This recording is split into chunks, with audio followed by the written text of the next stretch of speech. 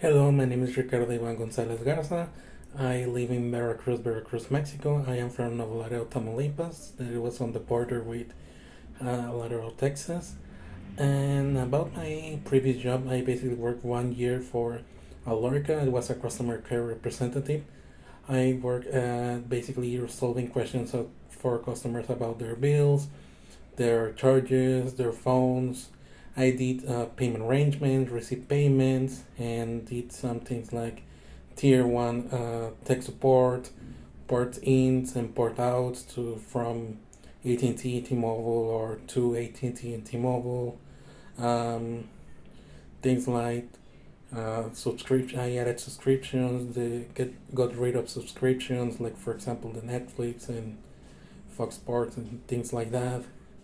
Um, One of the things that I didn't like about that job was the software that we used. The interface wasn't pretty friendly. It was basically like everything that we used was like made by a different programmers, and everything was just like threw up in one interface. So it wasn't like that easy to use sometimes. That's one of the only things that I could say that I didn't like about that job. It was um, remote. It was hybrid because they have like an office here at Veracruz, but the office closed.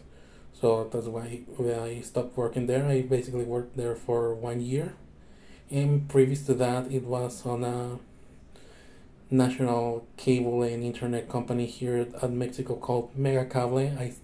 I worked there for 5 years and 3 months, and I basically did some of the same things for the first 2 years. I worked as a cashier, basically only receiving payments, making adjustments depending on reports, and selling. We have to sell like if they want, they only have internet to add cable. If they want to have the landlines, we have to add the landlines and things like that.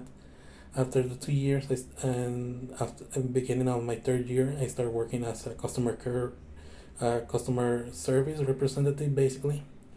And I basically did some of the same things because it was like hybrid. We have to do retailing, cashier, and customer service.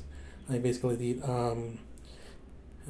net package changes, adding more megabytes for the internet, getting rid of channels, adding channels, making reports for the technicians because sometimes they had like a lot of work and they didn't go at the specified times and dates, so we had to do it as a emergency job, let's say. One of the things that I didn't like, at the end we were pretty short staff and it was like a lot of pressure. I mean, I stayed like that for basically 2 years, but at some point when the pandemic hit, it was like a lot worse because a lot of people start to lose their jobs and they start to canceling the services. A lot of times we have no people in the paying services. We had more people canceling those, so it was pretty harsh those times. Apart from that, it was a pretty good job, and I had the opportunity to go to different cities to train coworkers or supervisors at some point. But